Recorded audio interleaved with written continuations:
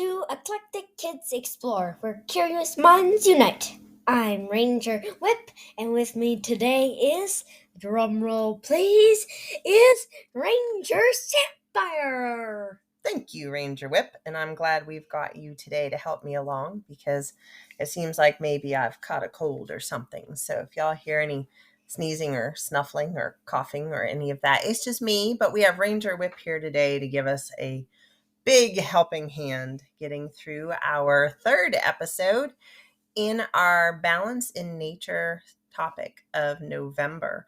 So today we're going to be talking about misfits or champions. So we're thinking about an animal misfit. Ranger Whip and I were having a discussion earlier today on what exactly does it mean to be a misfit. So what we're kind of using this to mean is our less loved animals. Not always less loved by everybody. Honestly, I kind of love the less loved animals. I love the misfits. They are the ones that I love to champion. But with misfits, they're the ones who kind of get a bad reputation and might get labeled pests by some people or be animals that they actively try to control or get rid of around their own house, that kind of thing. Just the ones that we don't necessarily have the most favorable view of culturally. So we're going to take a look at them today and try to figure out, are these really just superheroes in disguise?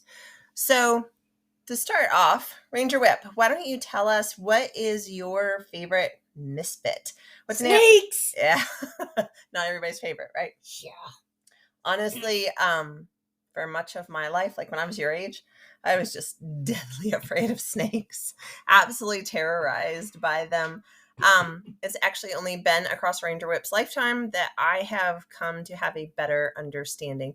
I'm still terrified of them. I'm not going to joke there, but we had a serpentarium nearby to us that helped me learn a lot. I was actually going there so that he would know our local snakes and especially the local venomous ones so that he could be snake wise. And I learned so much. And I also watched him grow up with a love of snakes. And so, I had to take a lot of deep breaths, but I have come a long way and I can now share space with snakes. Not in the house space, but I can share outdoor space with snakes. So, Ranger Whip, why do you love snakes? Do you even know? No. Because you were 1 month into being 2, the first time we ever went to the serpentarium. And as soon as they got the first snake out, we were there with a big group of kids and we were all sitting in a circle. I was in a corner, but we were all sitting in a circle. And as soon as they got out the first snake, you were up running around after Richard, the man holding the snake, wanting to know if you could touch it. And it has been game on since then. And you have a friend snake, don't you? Eli. And who is Eli? I don't remember what he is. He was a boa, I believe. Do you remember about how long he was? 6 feet?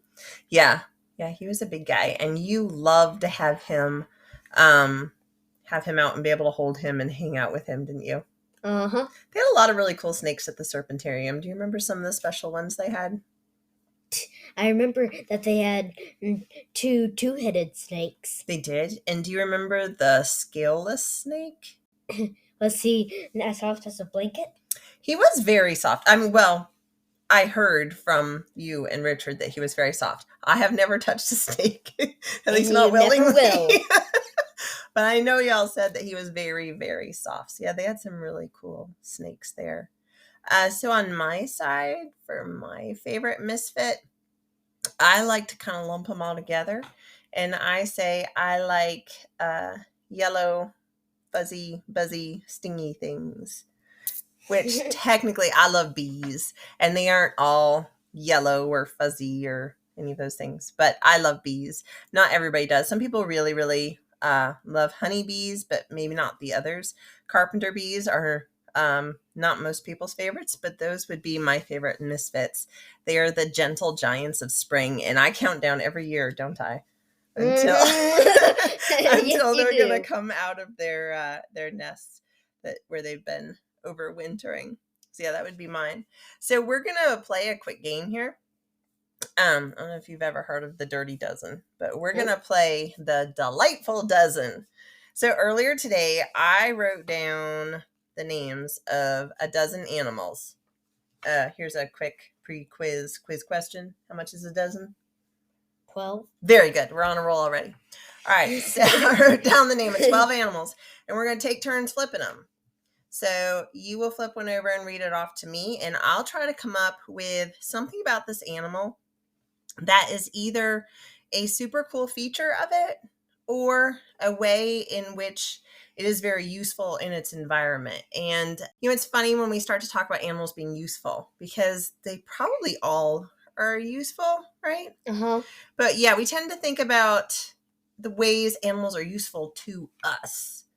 So there may be some of that in there, but any useful traits we can think of. We're just going to try to think of some really positive attributes for this dozen animals. And I can promise you there's some in here where when I was writing down some names today, I went, we have some animals to study. I love the Misfits, and yet there were a couple in this pile. I was like, this is going to be a challenge. I don't know. I hope you get them.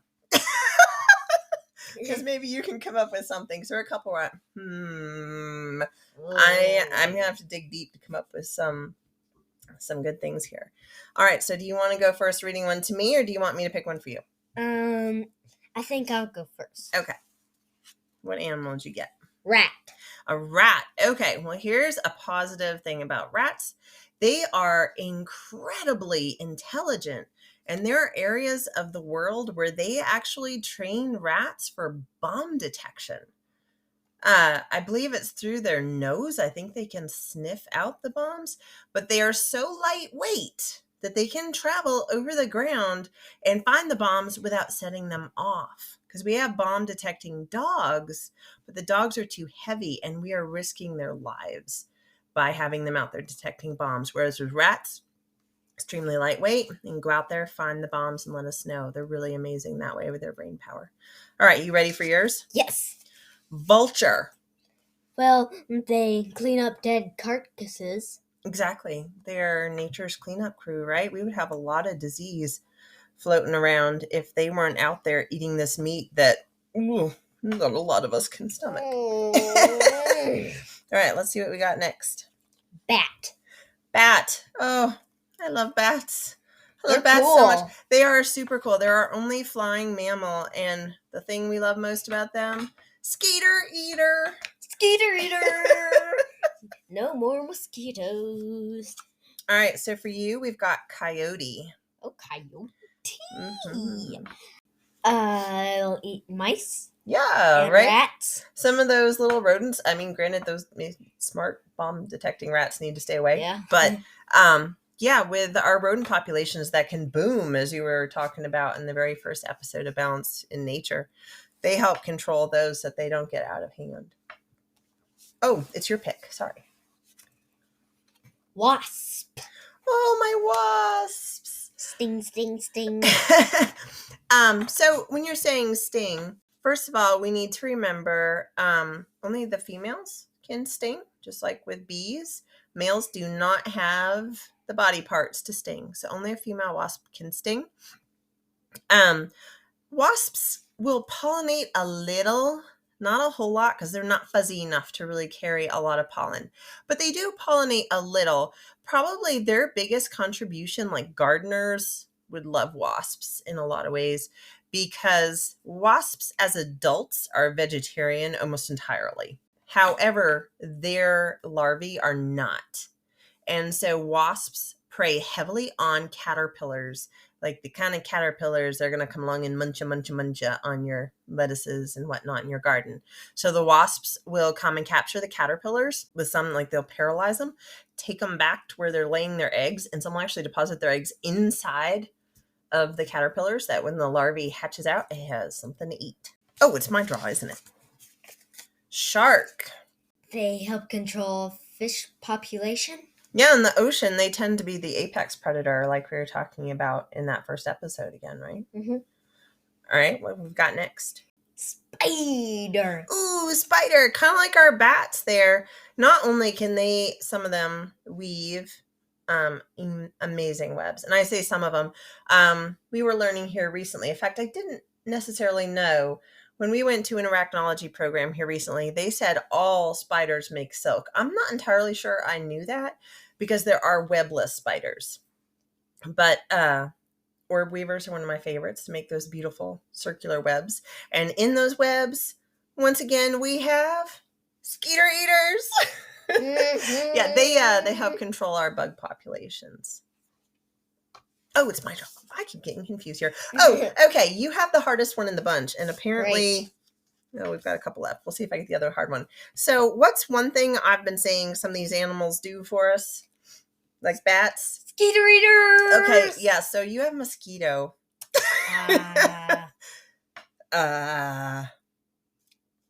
Feed bats and spiders. Oh, good one. Yeah, they're good food. So I have to say, they are one where I went, so that's one where I'll have to study and see what there's got to be something great about them. I'm sure there is.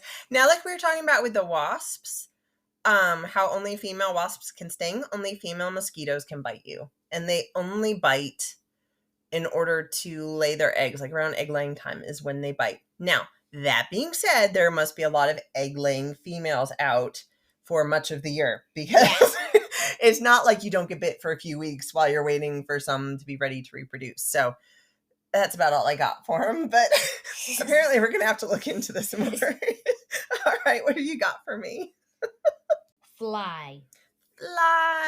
Okay. So with fly, I still kind of struggle with the adults. I'm a little bit more accommodating these days because I read that book Superfly, which was a super cool book.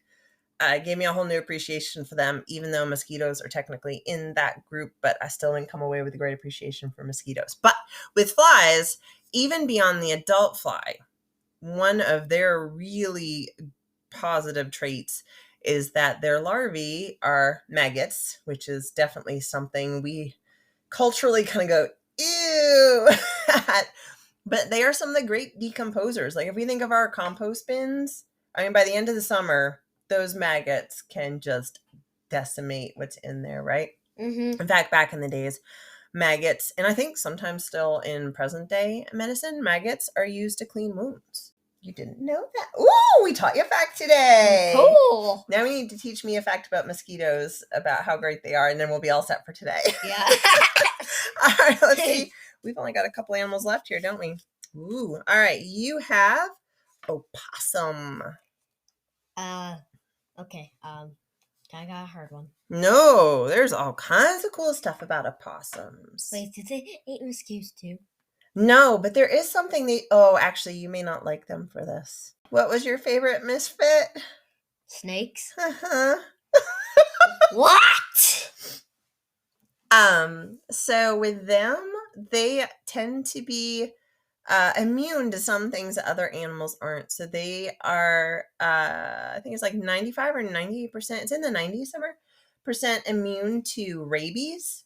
So you pretty much have no chance of catching rabies from an opossum. They also seem to have an immunity to snake venom. So they can prey upon snakes like copperheads. I'm sorry. Okay, moving on. Ask me about the next one. I only got two left. Skunk. Oh, I got the other hard one. Okay, this is Yeah, because they're stinky. they're only stinky if you make them mad. Yeah. So that's true.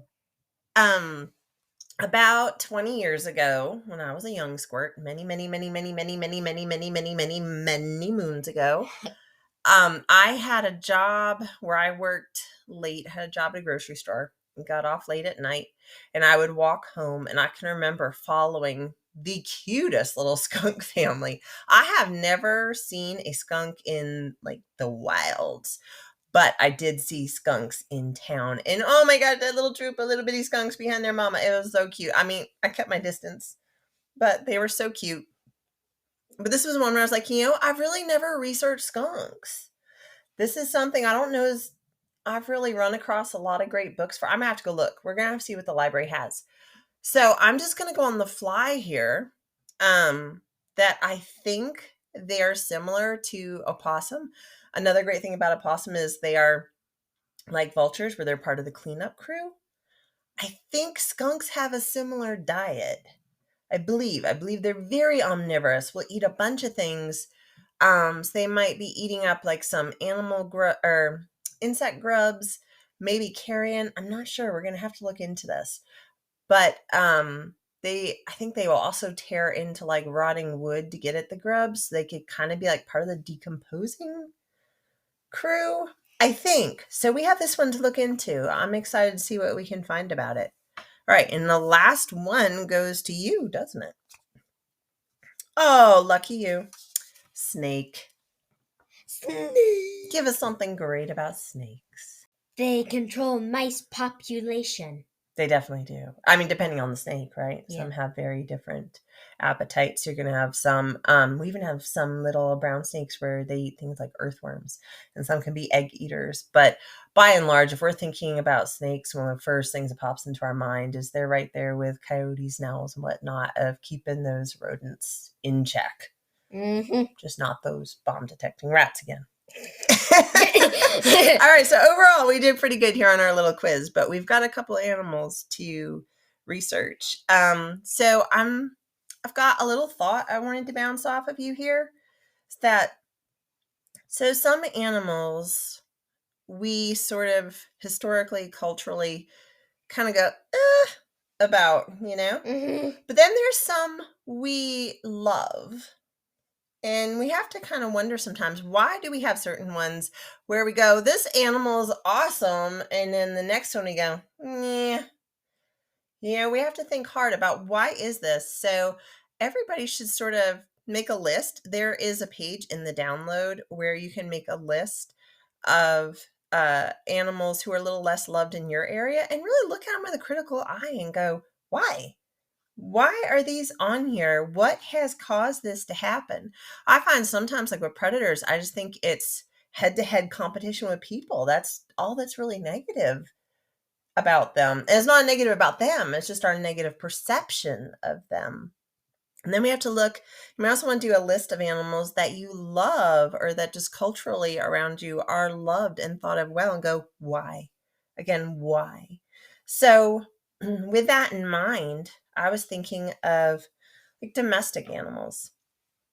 So we tend to think really well of our domestic critters, and especially our pets, right? Mm-hmm. So I'm a pet owner, have been a pet owner for many, many, many, many years, not quite as many as back to when I saw the skunks, but many, many. I worked in animal rescue. I have had a lot of cats across my life, because as a kid too, we had barn cats.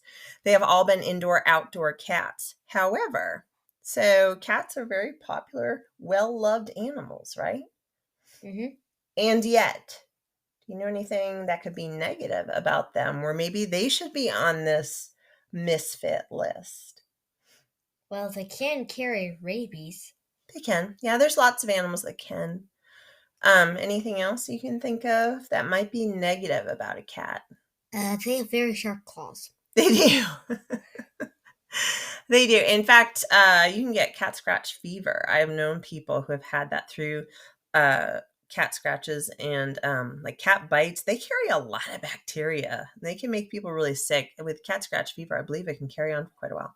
But beyond that, what I was really thinking of is that I have read several times that people have this opinion, some scientists I think have had this opinion, come across it a bit, that pound for pound, cats are one of the most deadly animals out there. They are voracious predators, and we have let populations get out of hand through letting cats go feral, which is different than wild, and just not managing the populations, because this is an animal we've basically created. A domestic cat was not something that was originally wild, right? We have created breeds through actively breeding and selecting for traits. This is kind of an animal that we are responsible for. We've let its populations go wild, and they do a number on the populations of a lot of other animals, like songbirds. And you have to think, with a cat, a lot of times they're not even killing it to eat it, right? Mm-hmm. They just have such a high drive to go after something. I mean, it's just fun for them. It's like it's a game, you know? So they're not necessarily killing to eat, they're just killing because something moved. So it's something to think about, where sometimes we love an animal without thinking beyond that. And then we go, "Nyeh," about this other animal that maybe has a lot of great benefits that we're just not stopping to think. So it's always good to take a critical eye when it comes to that. And then my last thought I would toss out there is, what about plants? I can think of one that we don't like at all. What? Poison ivy. Yeah, and with that, I have to look back up. But if I recall, I think I read one time that poison ivy actually produces a berry that feeds animals. So again, they can have. I know I've never noticed the berries. I don't know when they're supposed to be. So I might be wrong. I might be misremembering. So now, third thing to put on our list to go research later. Yeah. Whereas we love big, showy, like greenhouse blooms, right? Mm-hmm. The bigger, the better flowers out in our yard. And yet through like designer plants, genetic modification, some of those really big, beautiful plants they create don't necessarily produce nectar because they're not necessarily meant to be able to reproduce. So if we plant them out in our yard, our pollinators might be getting tricked and coming back to visit these things that are not actually giving them any food. So that's another idea to roll around and some conversation for everybody to have at home or in school and see what they think about it. So I think that's about all for November, isn't it? Yeah. Yeah, I think we've wrapped up our balance in nature topic. So now don't forget to visit ekexplore.com to let us know what you think and to champion your favorite misfit animal. Can't wait to hear what y'all think. And also, if you go visit the page for this month, let us know if you have a book that you love about any of these misfit animals. And then next month, December, not sure how many times we'll get up on here, considering there's going to be a lot of holidays and whatnot going on. But for next month, we are going to have the topic of belief. December is going to be believe it or not. So I look forward to seeing what we can come up with for that. But for now, I hope everybody's had a wonderful November. Thanks for tuning in. Bye.